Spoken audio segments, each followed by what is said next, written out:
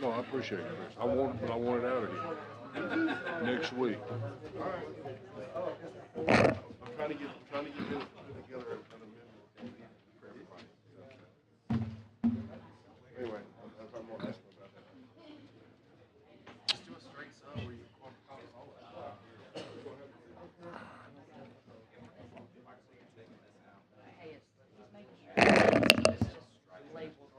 You ready, Brandy? Okay, ladies and gentlemen, thank you for coming. This is the House Judiciary Committee. We're certainly glad to see all of you here. We got several bills, some of which we started with that have been requested. We carry a couple of these over, and we're going to do so. We don't carry them over to kill them. We carry them over to try to get them in a point where a resolution and questions can be answered, so we will do that. Now, go ahead, Brandy, if you would call the roll. Hill. Here. Wadsworth. England. Almond. Bedsole. Here. Chestnut. Present. Fulton.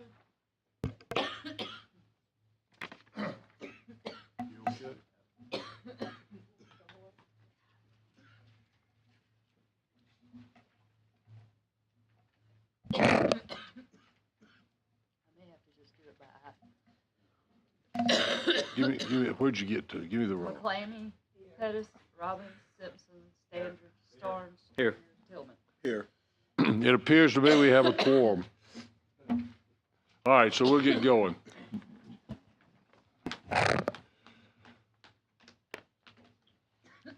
Where did England? Okay, I think he was.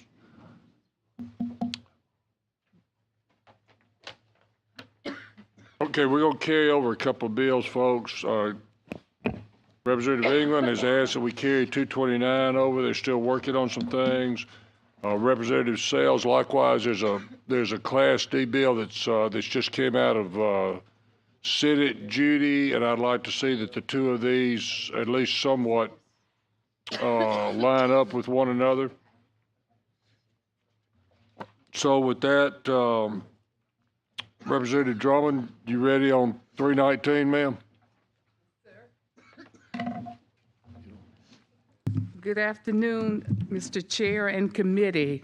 We had a public hearing, of course, on last week on this bill. And I wanted to make some things very, very clear on this bill. This bill does not deal with adult vaping. It is simply for children who are, well, young people who are 21 years old and under. This bill will make it illegal for retailers to sell all vape products to youth who are under that age. It will also make it illegal to sell any vape product that is not on the directory which was already established by this body in 2021. And it identifies all the vape products that do not contain nicotine so that they can be regulated. What this bill will simply do is regulate vaping for young people in the state of Alabama. This is, again, a vape bill for young people to protect their health and their welfare. Mr. Chair, do you want me to go ahead and talk about the substitute? You will find in the substitute, as I said on last week at the public hearing, this is a very compromised bill that we have worked very hard with everybody that we possibly can who wanted to come to the table and who was willing to compromise. What you will find in the substitute, you will find that regarding the authority of ABC to levy those penalties, you will find that we have that language in there. You will see that we have put the requirement back in for the distance for those bills. You will also find, for the location of those facilities, we revised the penalties for violations and made that a graduated consequences based on the number of prior violations. We actually worked again with another partner. The Board of Education helped us work that language out.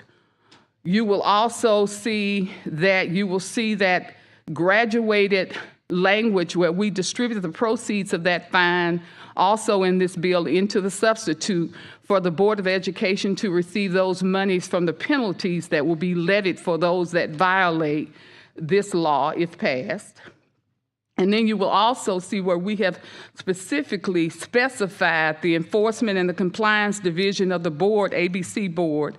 You will see where we put language in there for that. We have added Breathe Easier Alliance of Alabama to the advisory board of ABC. We have taken out the language as it deals with self-service at tobacco specialty shops and vape shops. Those are the changes that you will find in the sub. Mr. Chair, I'm willing to take questions. Yes, ma'am. Does anyone have any questions about this for Representative Drummond? Not a question, but I just want to thank you for your clarification that is for minors. I know I personally received some messages and calls concerning this bill, and it seemed like their questions were deemed more toward adults that they were concerned about. So I thank you for clarifying that it's for minors. Thank you. Yes, ma'am. Thanks, Mr. McClammy. Appreciate it. Any further questions for Representative Drummond? We did have a good public hearing, and a lot of information came out, and I appreciate it. If anybody got any questions, now's the time to ask them. Yes, sir. Go ahead. Hey, thank you, Representative Drummond. I wanted to, I know it changed the violations, the fines and penalties, right? And can you explain what those are? I mean, what was the change? Well, what you would have found in the original bill, we had for that one of the second violations that if that youngster continued to violate, we would take their driver's license away. Right. That language was removed, okay. And we have inserted in that language a graduated consequences. And you will find that in the new language in the sub, you will find that they will now have to go through vape education classes that will be established by rules and regulations by the Department of Education for middle and high school students. And also the fine, the $200 fine that is in there, I want to note that is just $200. There's no court costs associated with that fine. They will also, the judge, we've also clarified in the bill that these students, and I'll use the example of my own county, Mobile County, right till today, we're in the 5th month. They have 1,200 vape violators in the 5th month. Those judges, I've had judges, we've worked with them, they've called us, and the judges didn't know where to send those kids to. They were going to district and circuit court. They don't need to be there. You will see in this language, they will be now going to juvenile court, and that judge will have the option of the fine as well as, not in addition, as well as, but they will also have up to 80 hours of community service. So if I understand it right, then it's a or. So they have a fine or community service, I guess, based on what their status is or situation that they're in. Let me just, can I editorialize? Well, I guess I can on my bill. This bill deals with the education of our children. It deals with the health of our children. This problem, as one of our speakers said in the public hearing last week, this is not a crisis anymore. It is an epidemic. This product that you see here today, we've worked with so many people, and we've been working for 9 months. So we knew we couldn't get everything, but we think this is a good product that's going to help us attack the epidemic that's plaguing our children today. Okay. Thank you so much. And Representative Drummond, if you cannot editorialize on your bill, I just don't know who could. So I think that's fine. Any further questions? Yes, sir. Mr. Chair, I move that the bill receive a favorable rating. Let's adopt the sub. I'm going to motion to adopt sub. Is that okay? Yes, sir. All right. Is there a second? Thank you, ma'am. All right. All in favor of adopting the sub, say aye. Aye. Any opposed? Sub is adopted. Now, Mr. Tillman, we're back to you. Yes, Mr. Chair, I ask that this bill, well, I move that this bill receive a favorable rating. There's a motion for a favorable report. Is there a second? Ms. McClaney? Second. Any further questions? Yes, sir. Representative Drummond, good afternoon. I'm sorry I'm late. We had a Rules Committee meeting. I did want to tell you, I'm a supporter of the bill and your efforts, particularly with regard to vape, as I mentioned before at the public hearing. There are a couple of things I have seen that appear to be, and I didn't know if y'all have already addressed this, but the permit fee and the Application fee. application fee that we talked about and was in the bill, and I did not see it in the substitute. And I wanted to ask you about that because at least where it was, 28-11-7, that is not in the sub. And so I was going to ask you about that. Okay, it should be in the sub. We didn't change that. No, you were Yeah, not. so Now I it's- know you weren't raising it. Yeah. And I understand that, but we had a filing fee in section 28-11-7 in your bill. Mm-hmm. And it had a filing fee of $50. What page are you on? In the sub? Well, it's not in the sub, but if you turn to page 13, and you see you've got 28-11-6.2, and then below that you see it goes to 28-11-9. Now, in your bill before the substitute, there was a filing fee of $50 and a permit fee of $150. I don't know if Caleb, if it got moved, but Caleb is here. He was here. I don't see him now. Oh, I'm sorry. If that was an oversight, we'll put it back in. Okay. Because that was an oversight. We want it in. Okay. And so, Representative Drummond, that was one thing, and I'm glad that we can work on that to get that back. Because if you can remember, if you look at in the sub, the monies that have been clarified to go to compliance and licensure for ABC as well as ALEA, that's where those dollars will be going to the enforcement side. Right. So it has to be put in. It has to be back in, and I know you wanted it in. Yes, So the other thing I was going to ask you about is, and I had talked to the people about this with convenience stores, and we talked about changing words from may to shall when we're punishing those that commit a violation and sell these products to our youth, and they were agreeable and spoke to two different parties. The only thing that they wanted was in the first violation, they wanted to make sure they had the training option, which is in here.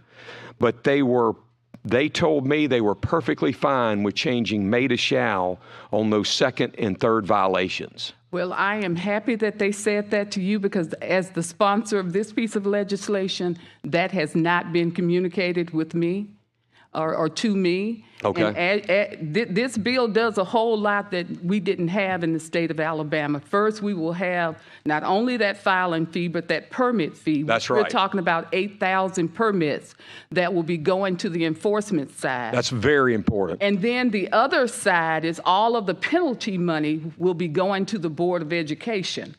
And I know, may and shall.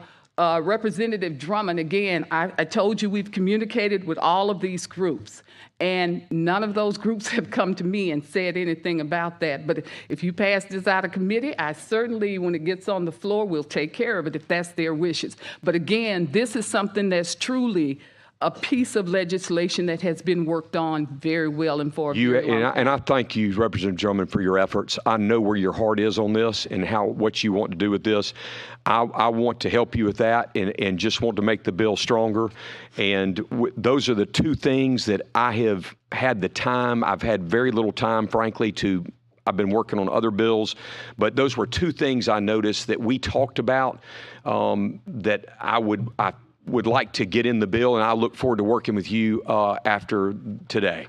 Okay, because the permit fee and the application fee has to be in the bill. Absolutely. That's where the money comes from. So we'll make sure that's in the bill. And then I would like to get those words changed to shall, and I'll sit down with you and let you know who told me. Well, sir, I don't know if these persons who talk to you are in the room who are from the grocers and the convenience stores, and I can go, the retailers, all of these individuals. And again, I've been at the table with them for about 9 months. And so if they are willing to come and talk to me and if they don't have any problem with it, I don't have any problem with it. But I want to get this piece of legislation because while we wait, and I want it to be the very best that it can, but in this body, we know we don't get perfect. No. Another bite at the apple that's going to save a child's life or prevent some children from getting sick. That's why I stand here. Yes, ma'am, and I want to see that happen as much as you do, and I look forward to working with you on a floor amendment that'll get those fees back in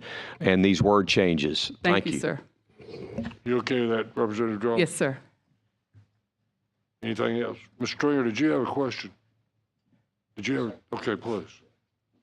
Thank you, Chairman.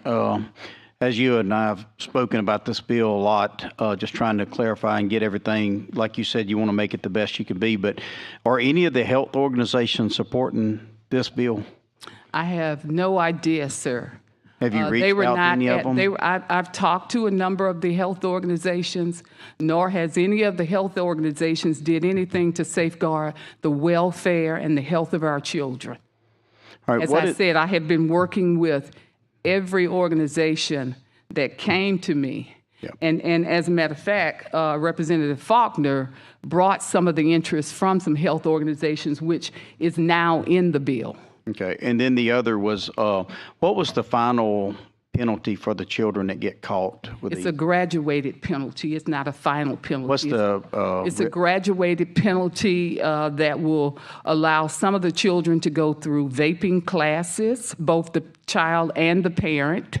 It will also create a 200, this is at the end, the judge will have the option of giving them a $200 penalty, or they will be able to go to do community service up to 80 hours.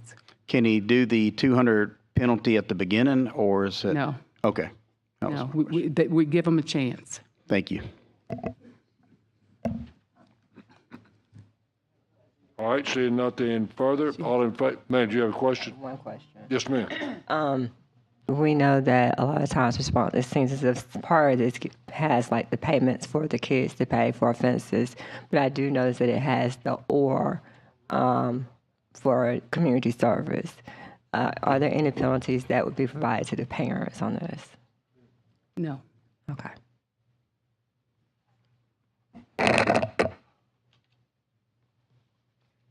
Okay, seeing no more questions, all in favor of giving this bill as the amended bill a favorable report, please say aye. Aye. Any opposed? All right. Thank you, Mr. Chair. Thank you, members. Your amended bill gets a favorable report, and we appreciate your work. Mr. Treadaway, Representative Treadaway, you ready?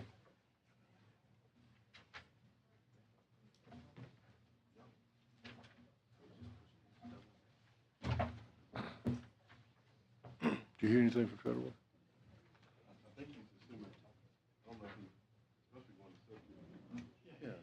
Yeah, that's what. Do what? It should have been in the subcommittee. Has it? Think we can get it done next week? Okay. Criminal Subcommittee, and we will put this on next week. Thank you. The next thing we got really is Senate Bill 153, and Mr. Starnes, you said you had talked to Senator Barfoot about this. Yes, sir. There was a couple of issues. I checked the physical note, and it had approximately 24,000 additional offenders, and I just want to make sure that number is correct. So I know that he made a phone call to AOC, and that number's not correct, and I just want to make sure it doesn't overburden the department. So I would like to make a motion to place this in the criminal subcommittee. I don't mind that, but do you think you can, but, I mean, are we just looking for a number? Yep. Yeah, that's why I said we can carry it over for you to get the number, but I don't know, If we're just looking for a number, that's what you're looking for, we'll get that. Well, not exactly just a number, but that was one of the issues. Well, I'm working with Senator Barfoot on this. Okay, tell you what we'll do, we'll just carry this over till next week, let you and Senator Barfoot work on it, but the way I understand this is to allow certain offenders out on a bond to be supervised by pardon and parole pending the point in time that their trial. Is that correct? Yes, sir. And that could be up to 2 or 3 years, and that'd be just put an additional burden on the department. So I'm just trying to look for ways to make sure that it's not a burden on the department. Okay. Okay, well, we will certainly give you and Senator Barfoot a week to figure that one out. That's not a problem. Yes, sir. Thank you. Representative Hall, House Bill 96.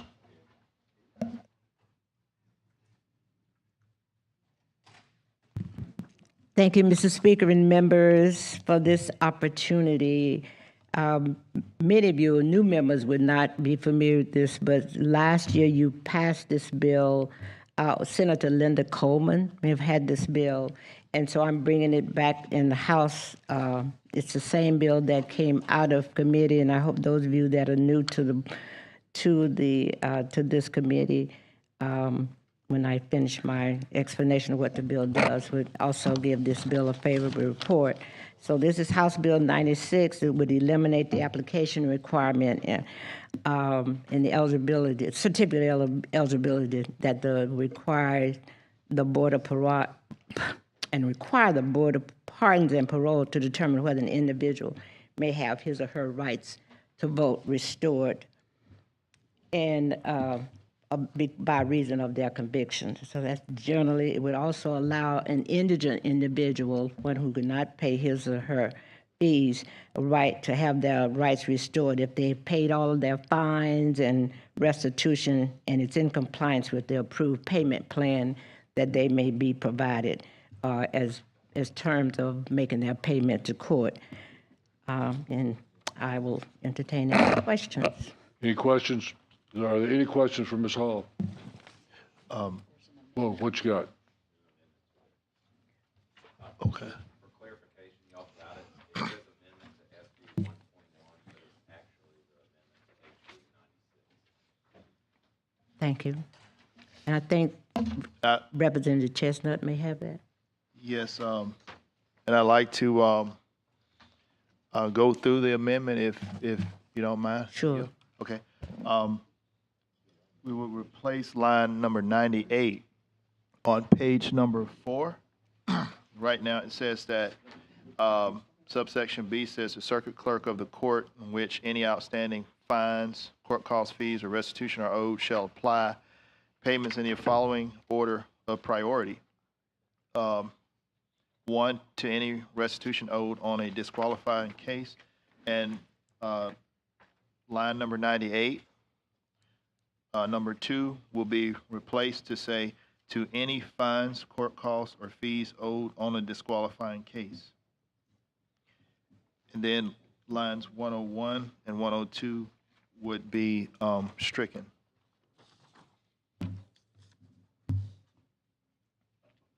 And at the appropriate time, I'd like to move for adoption of the amendment.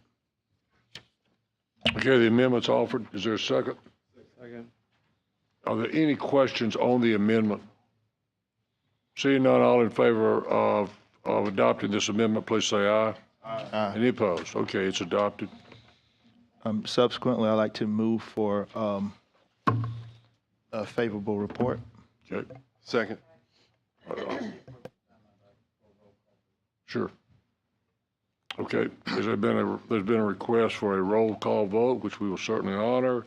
There's been a motion and a second to give this bill a favorable report. Are there any other questions? Yep. Well, go ahead.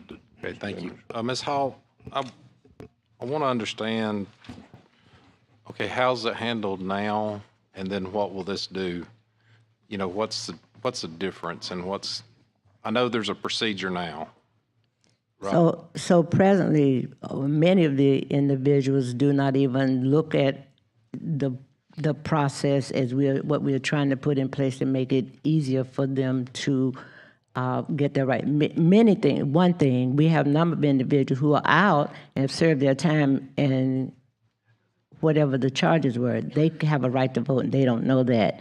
The second is that they must have a process in place through the courts, wherever they were designated from, that they have a payment plan or they pay. Not necessarily a payment plan that is indicated in this particular bill. So that's the process as it exists now.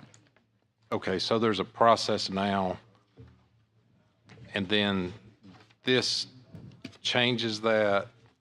There are many, so what you're doing is that if they have, because of their conviction, that they have been pardoned or released from prison, and they may be on probation, that this opens up or gives the opportunity for them to create a payment plan with the courts to take care of their responsibility. And if they do that over a period of time, say a year, that they may be able to appeal to the Board of Pardons and Parole to see if that opportunity can begin at that time.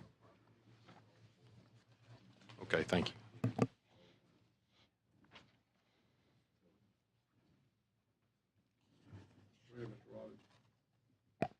Hi, Ms. Hall. So I'm reading over this, and I just want to make sure that I'm correct, that currently and even or under the new law, there still will be crimes where if you commit those crimes, you will not have the right to vote. Sure. And the only crime that you've changed or deleted would be the crime of impeachment. So every other crime for murder, rape, all those, you still won't lose the right. The only thing you're excluding now is impeachment, right? Okay. Any further questions? Yes, sir, please.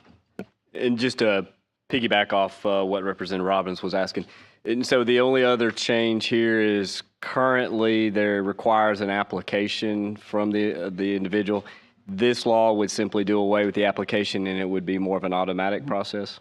It would be a process, right. The application would be removed, and that process, as outlined in the bill, would take place at that time. Okay, thank you. Thank you.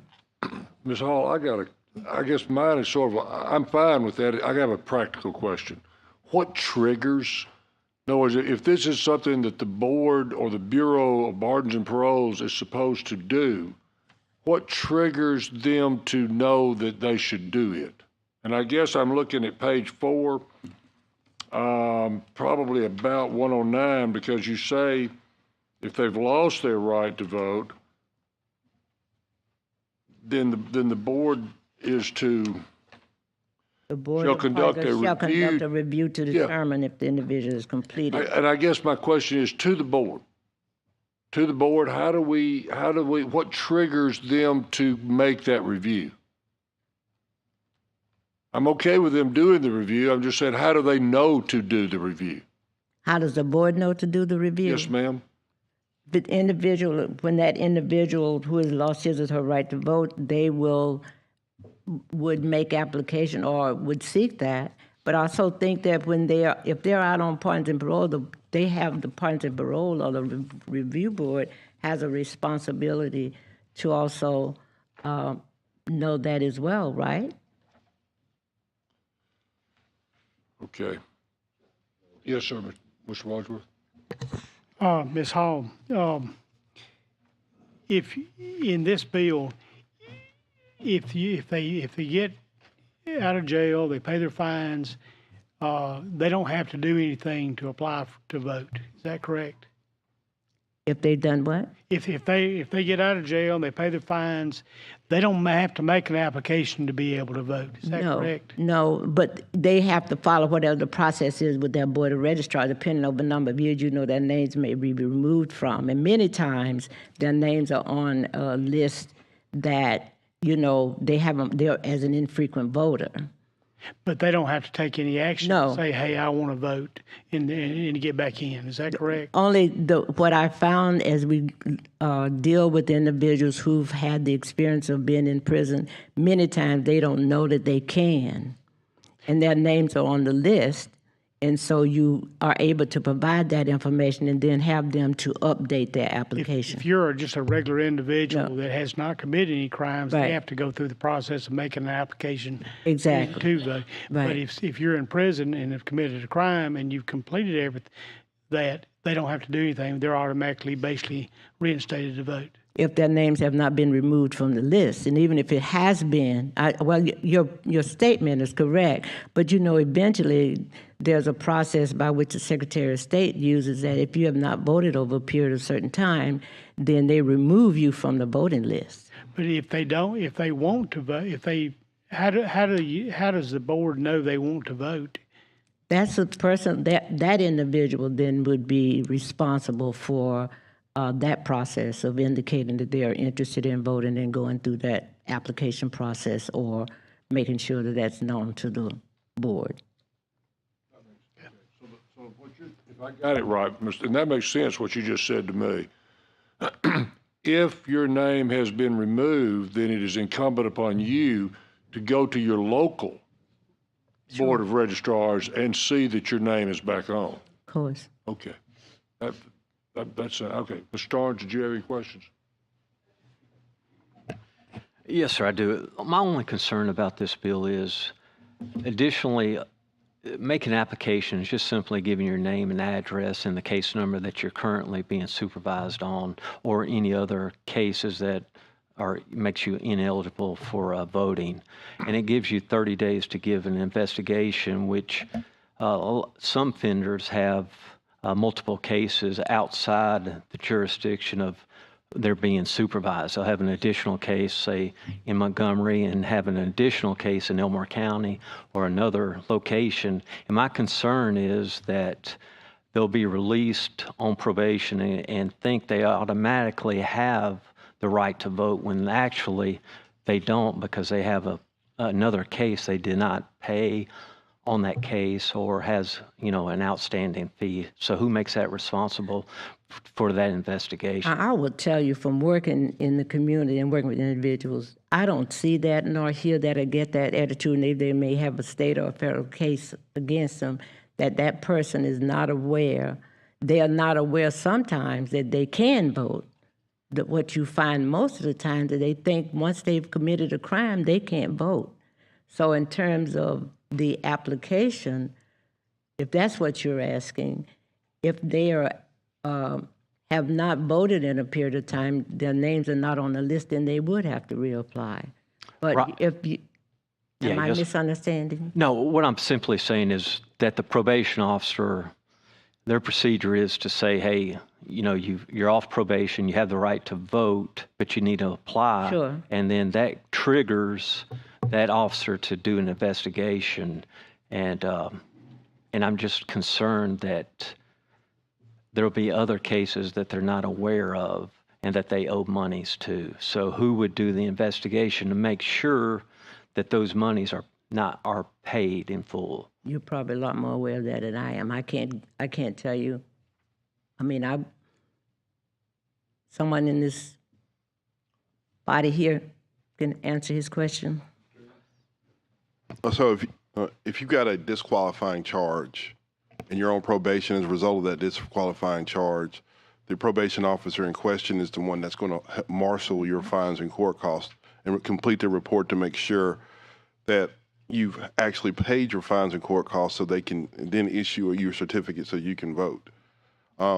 So those are the only fines and court costs that are going to be considered under what we're talking about. Now, if you owe fines and court costs to another jurisdiction on a case like a misdemeanor or something like that, that's not under the purview of a parole officer or probation officer, then you're not going to be responsible for that anyway. The only fines and court costs of that probation officer are going to be the disqualifying conviction that's keeping you from voting. What you're saying is a speeding ticket unpaid. No. Right. No. At the core of this is it has to be a conviction for a crime of moral turpitude. And yes, sir, I understand that. What I'm saying is there's old cases that are pinned, that they're not supervised on, And my concern is if we don't do an investigation, then those court costs won't be paid in full. The probation officer would complete the report to say that. So when you make application, then that's what triggers, currently that's what triggers the investigation. So you're going to go through AOC, court system, find out what pending cases they are, determine which one of those cases were disqualified you from voting, which ones didn't, and then determine if those particular fines, restitution, and court costs you owe are the ones that are keeping you from voting. So again, this is only about, I think, 50 offenses, all of moral turpitude, all of a Class C felony, or I think Class D felony or above, and you're going to be on supervision as a result of those by somebody. Because misdemeanors don't take away your right to vote.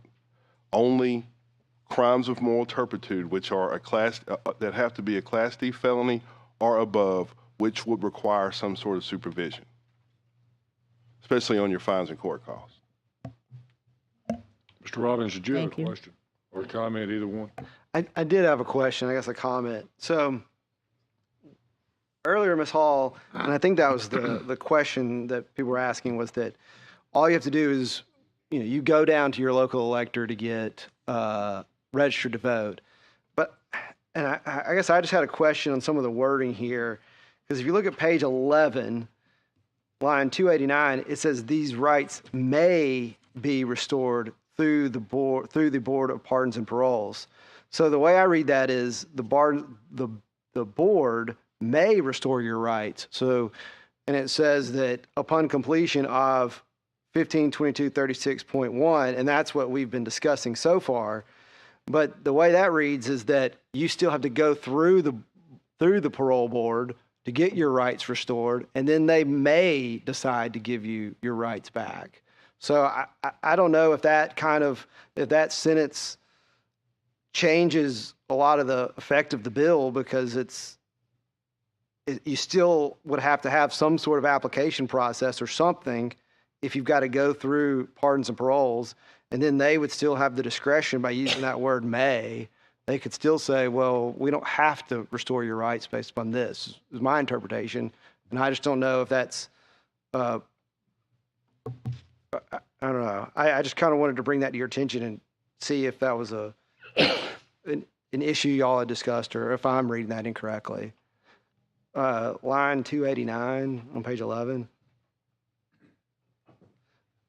Well, the line that was previous to that was restoration of these rights may be applied for through, and so the rights may be restored because remember this is going through that process. So if you think about us doing this bill, this is not the first year that this bill has been before you.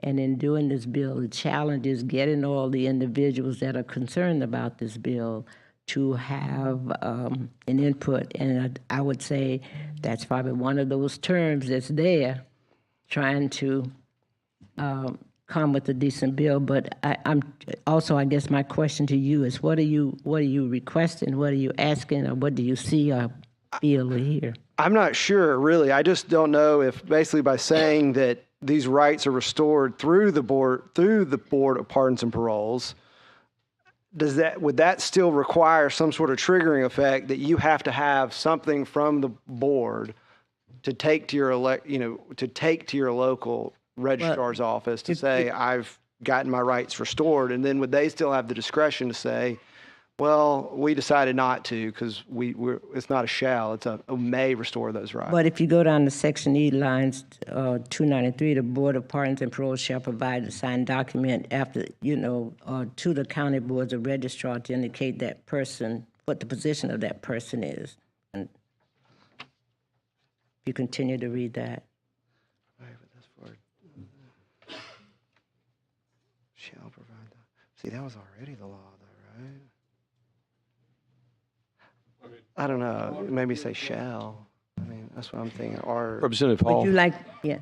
Oh, sorry. Go ahead. I'm sorry. She I responded. was waiting to see what Go ahead, Mr. Roberts was he pondering something? Robbins? Yes. Y'all can move on. Audrey, go ahead. Yeah, Representative Hall, I will be honest, I have not had the time on this bill that I should. And, you know, I would not be a yes vote today because there are some questions I have. And I'm not saying that I had some people come and meet with me about this bill a number of weeks ago. But my concern when I look at it is that we're putting a lot of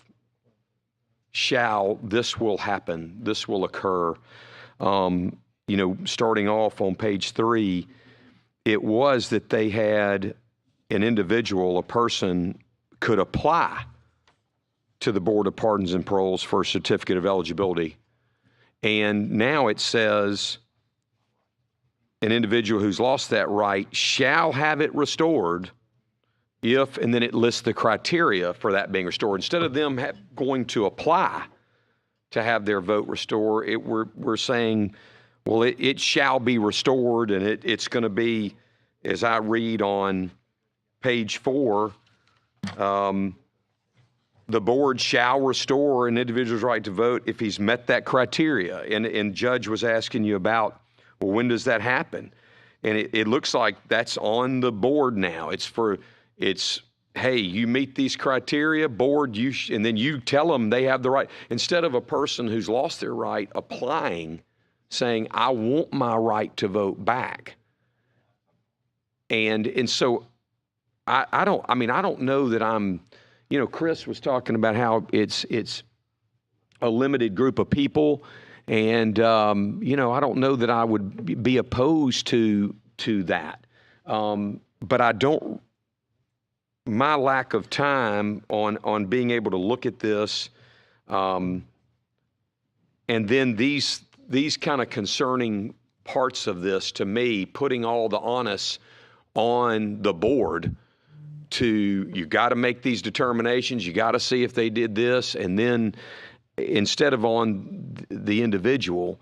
So I don't know if you want to hold off and on today, or whether you don't. But I would have some concerns as of today, and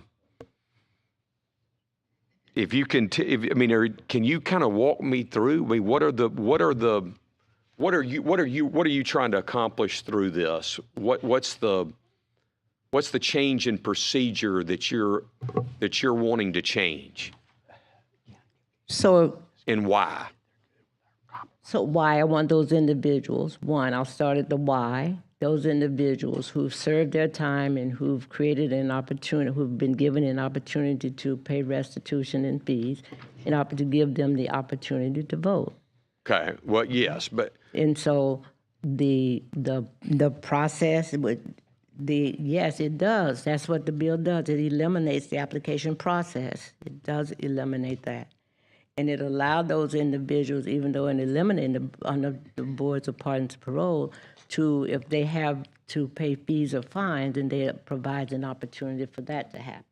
And that's my question about why is not addressed. You have to pay fees and fines? Are you asking me why do they pay the fees and fines? Why are you changing the process? I know why you're bringing the bill to get people the right to vote. I'm saying, but why is this bill that changes the process? Why are you changing the process? Hopefully to make the process a little easier. Instead of them, but why not the application process? Why do they need the application process if they are able to use the process that's in the bill? Right. Why would you not have them have the application process? Because I think this is a process that would probably be one step easier than the process that would be utilized prior to adopting this particular bill. I mean, is there Is there a problem right now when people apply? I'm not saying the criteria that you'd be changing the criteria. I know about what you're saying with regard to fines and fees, that the criteria you're changing, but is there something wrong with having a person apply to get their rights to vote back? And then currently, what is, excluding the criteria change, what's wrong with making it where that person applies to get their right to vote back, and we have deadlines and timeframes in which the board must act on that? Or you want an application process. Well, You that's want a current law. No, right, yeah, and you want a timeline. And so the idea really is to increase the number of individuals who are able and capable of being able to vote once they have served their time and paid their fines and dues, or fines and fees. I don't want to start to feel, but that pushback, it appears that when we start talking about individuals that have been incarcerated and what they need to do to be able to vote. And the idea with removing the application process was just removing a step that would not be necessary, and hopefully this would also allow an individual to feel that the process is more enabling for them to be able to, one, take care of what their responsibilities are by paying their fees, restitution, etc. And so my question to you would be the opposite of that. Why do you think the application process is important for this process as well? Well, current law is that if somebody wants their right to vote back, they need to ask for it. And I'm not sure I understand the need to reverse that. If there's problems with them asking, like right now in our system. So you're saying I've been charged, I've gone to prison, I've done everything I needed to do, I've paid dues, and then I still come back and ask you, okay, is it okay that I get my rights to vote back? I believe current law is. I understand. It is now. I'm trying to sift through this myself, but is that if you want to get your right to vote back, you make an application for it. And is there a problem right now that people are not able to do that, or are the applications not being granted? I'm trying to understand what the reason for your bill to change that. What is the basis for it? Is there a problem or issue now that people are not able, what is that problem that your bill is fixing on that front, on the application process? May I interject? I think it's the payment plan option. I think that's what it's. Well, yeah, and Prince, I get that, and I tried to convey that. What I'm asking is, is there a problem in our current practice with someone applying to get their right to vote back? I'm not talking about changing the criteria for that. I'm saying, which this bill also appears to do. But are we having issues when people apply to get their right to vote back? Is that not working for some reason? Well, if it's not working, you're asking me if it's not working. That's right. The application process. Why change it from an application process? And follow up to that, is there a problem with the application process? That's what I'm after. So, Representative England. Objection, he's badgering the witness. I object to that, Your Honor. I would never badger my colleague who sits right beside me in the House floor and who I love dearly. Oh, really? I'm telling you, love is fatal in this building. But I just wanted to interject. I think the primary issue is if you've served your time and you're out, the barrier between you and voting becomes the fines and court costs that you owe. So largely, you may serve a large percentage of time in prison, and you get out and you owe an inordinate amount of money, which, by the way, now is being applied restitution last, not first. So the victim is actually being compensated last in the hierarchy of where you're. Okay, so it flips that, but it also, if you can demonstrate compliance with paying your fines, court costs, which is your restitution and everything, over the course of a year, what this bill does, it says you can then have your rights restored as long as you're compliant with a payment plan.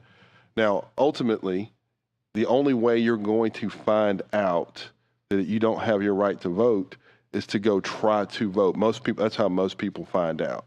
So it becomes a de facto application process because you're going to have to go make somebody aware. And then when you go talk to your parole officer, your probation officer, after you go see your register who says you're not on the list, then that probation officer says the reason why you can't vote is because you owe this.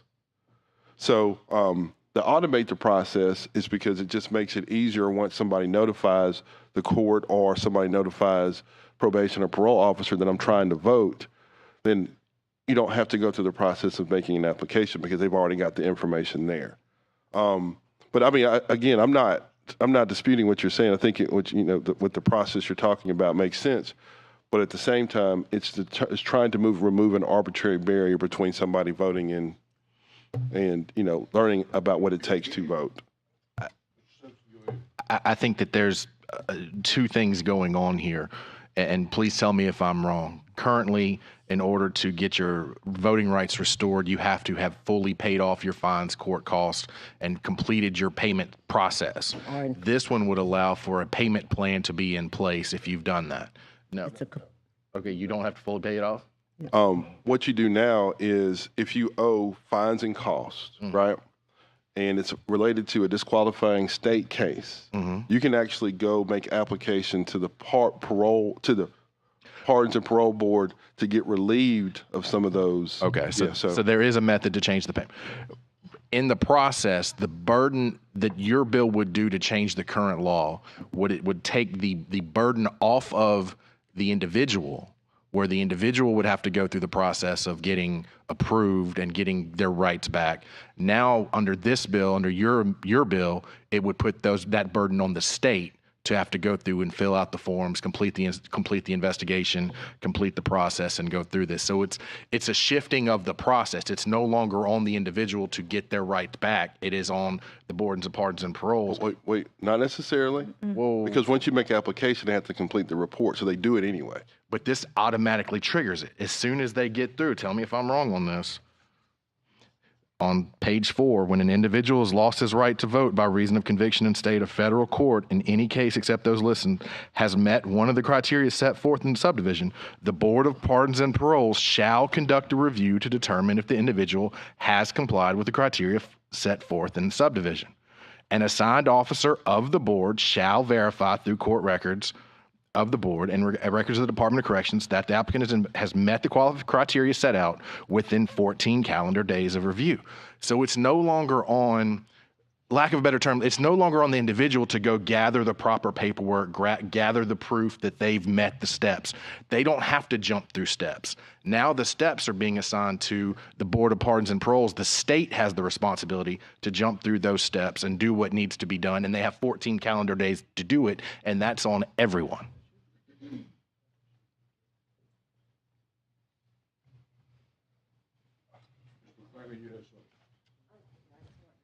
Representative England explained it better earlier.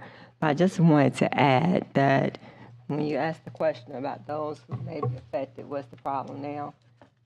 By just doing a quick search, it shows that, and this is not broken down by more turpitude crimes, that there are 300,000 individuals that are affected in our state, where they are not permitted to have the restitution restored for voting rights because they cannot afford to pay the court costs and fines. So at least with this bill, this is one helpful way for those who have already paid their penalty to society, that when they do come out, they're not reaching another hard barrier to prevent them from voting. And so by this, I applaud you for bringing this bill again to us, because at least it gives those, at least a portion of 300,000 people that are disenfranchised right now, the opportunity to have a payment plan to be able to restore their rights to vote. Thank you. Thank you. Mr. Robbins, did you have a question? I was going to piggyback or talk about what was said earlier and say I agree with what Matt Simpson was saying, is it does shift some of the burden. But in terms of what Representative Faulkner was saying on the application process, I'm not an expert, and maybe Representative Starnes could comment more on this, but would it not be possible to maybe at the end of your parole, you almost just get a sheet of paper to give to your registrar that says you've completed all the things you need to do, you've paid all your fines, here's your piece of paper you can take to your registrar? Because still, as Representative England said, there's still a bit of an application process. You still would go to find out if you voted. The Board of Pardons and Parole, from reading this, doesn't have to just disclose to you, hey, you can go vote. It seems like it would be an easier process to complete your parole, and part of a completion is almost a certificate that you could carry to your registrar. And it would take out any application, any bouncing around, but I don't know how much burden that's going to put on the board. So you are suggesting that the Board of Pardons and Parole would then provide the individual with a certificate of completion? Correct, that they could carry it to a registrar, because the way it reads now, they'll get a piece of paper, but it says they may have completed. And so, as Representative England said, that individual would still show up to go to vote, and then would be told, oh, you can't vote. Or, there would still be things they would have to do in terms of, applications, basically. As he said, it would make a de facto application. And we're still, according to your bill, sharing this information within the parole board. And so I just found it as a compromise between what Representative Faulkner and Representative England were saying is just compromise right there. Mr. Chair, is he offering an amendment, or what do you think? We certainly can, yes, ma'am. Hey, wait a minute, go ahead. Mr. Bedsole had a question, I think. Yes, ma'am. I think after Representative Simpson's comments and exactly sort of where my hesitation lies in this bill. So I guess related to his comments and the shift of the burden in this process, first, it's clear we do have a process today. The question for you is do you believe that all individuals really care to exercise their right to vote? I mean, those are people that are registered to vote out that's not in prison don't vote. Correct. And I think that's exactly, I guess, the point I was trying to make, and Representative Simpson's did a far better job than I, is that when we shift this burden to more of an automatic process, and you said the board shall do these things, many of these individuals that have been incarcerated, and I shouldn't use that overgeneralization of terms, some of these individuals may not care to vote. They may not care about their right to vote. And so I think I go back to where we started, where we talked about the education piece of this. As many of those individuals, fair point, in my day-to-day job of administering and overseeing a county jail, they're shocked to find out they have the ability to vote. We will send them the documentation that is required by law to advise them of their right to vote, and offer them the path and the avenue to submit their ballots for anyone who has the ability that's incarcerated in my facility to vote, and they're shocked. So you do this is a process that you do each time? So we comply with the law. When there's a request made, we go through the process working with our local court officials.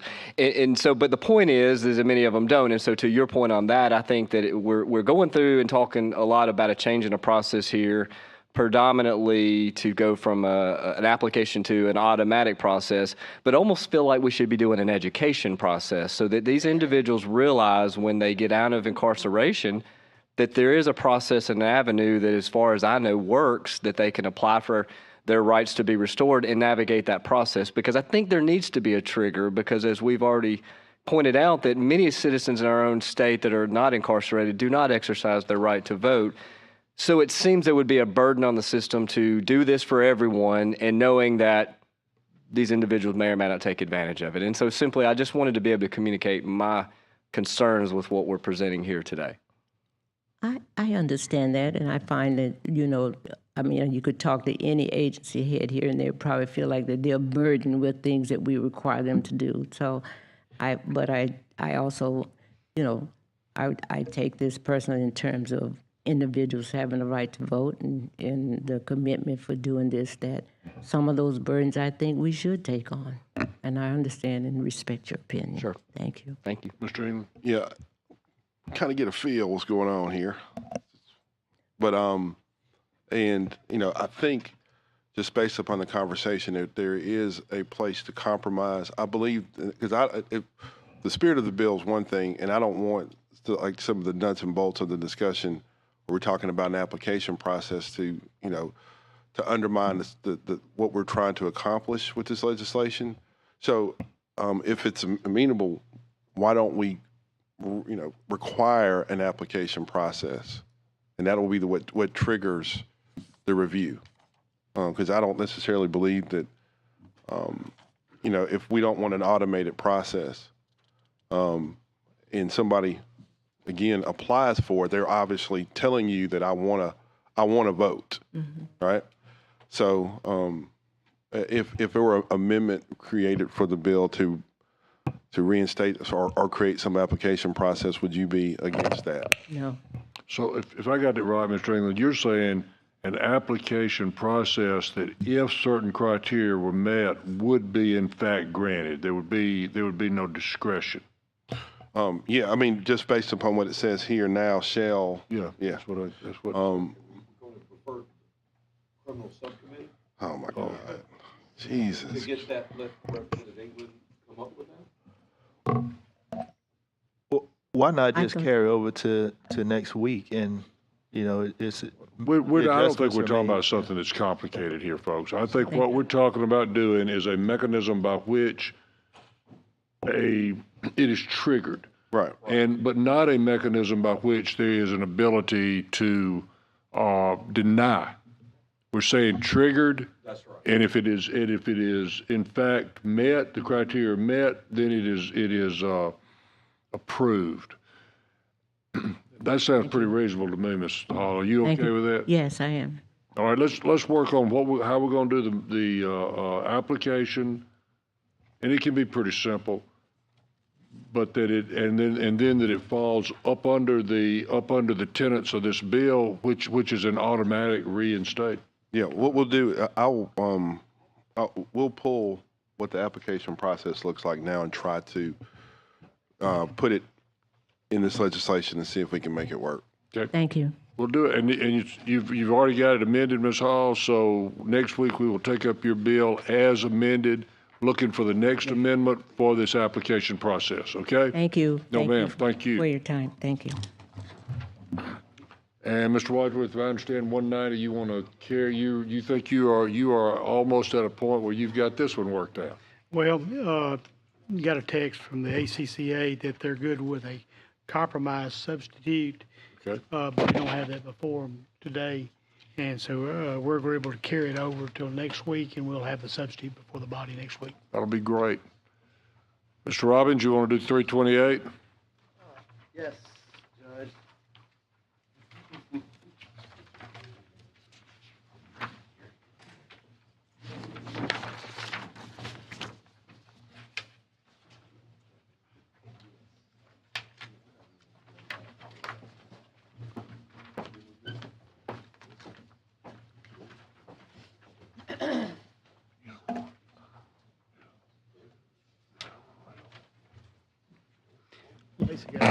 Lisa got that one, that thick out.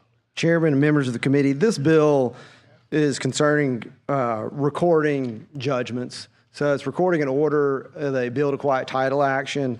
And we have an amendment to go with it, but really this has changed the procedure. Currently, you'd have to record an entire transcript from a quiet title action according to the code. We're changing this to where all you're doing is you have to record the order, and now it's the prevailing party that has to record it, as opposed to where the code now reads the clerk records it. So if there are no further questions, I move for, I can't. Don't you have an amendment? I have an amendment as well. All right, let's talk about the amendment for a second. So the amendment trims down a whole lot of what I had in there. So it just trims it down to all we're talking about are bills to quiet title. Before I had any kind of real property action. And so what this does is just trims it down to all we're dealing with is bills to quiet title, and the prevailing party now records, and it's only a certified copy of the order. So it just trims it down from what I had previously. All right, are there any questions on the amendment? Is there a motion to adopt the amendment? Thanks. Second, motion and second to adopt the amendment. Any questions on it? All in favor say aye. Aye. All right, the amendment's adopted. Mr. Robbins, back to you with your bill as amended. So any questions? Yes, sir. Okay. Motion to give the bill a favorable report as amended. Thank you. There's a motion and a second. Any questions? All in favor of giving the bill a favorable report as amended, please say aye. Aye. All right, any opposed? Favorable report as amended. Thank you, sir. Thank you. Okay, Mr. Faulkner, are you ready to explain the Uniform Commercial Code, that which I was delighted to get rid of when I got out of law school, so I look forward to hearing about it.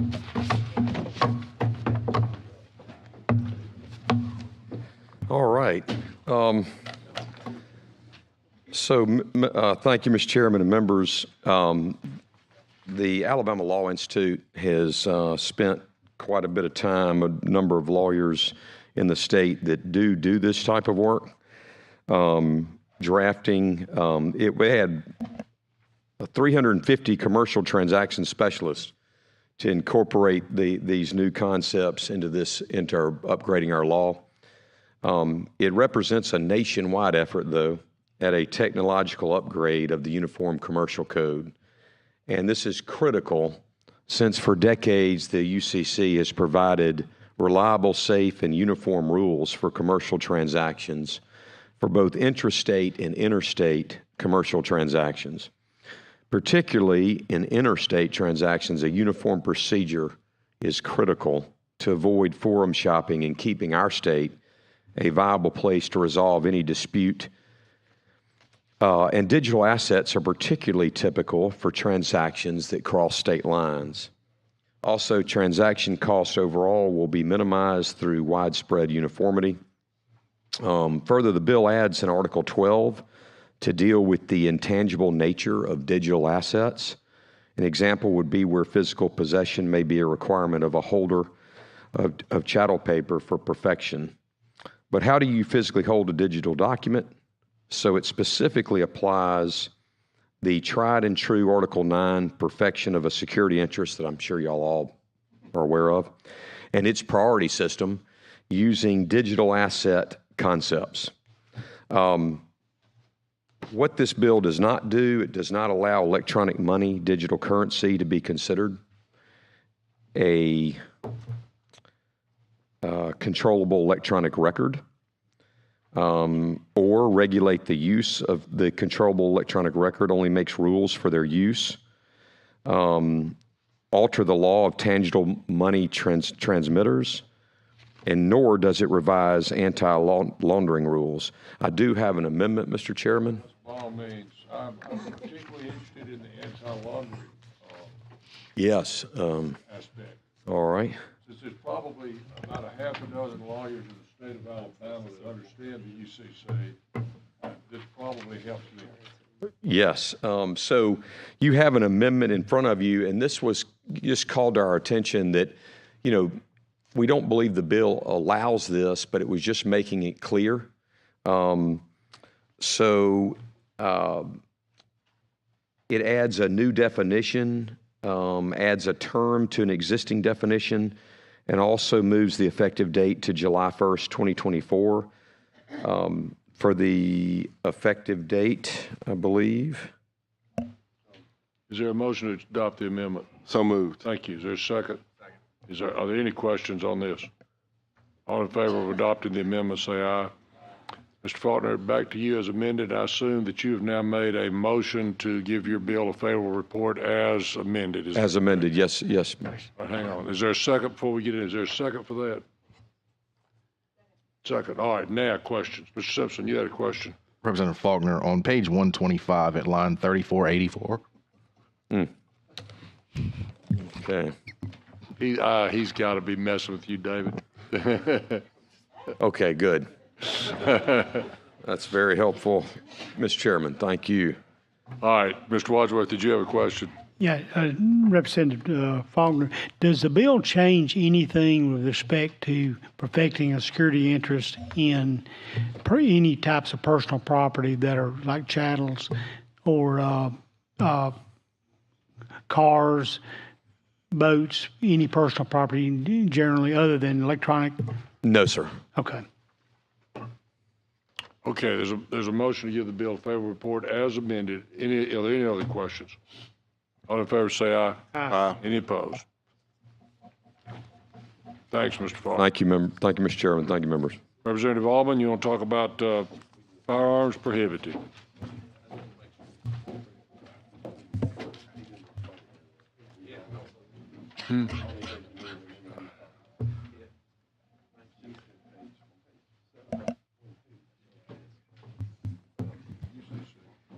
Thank you, Mr. Chairman.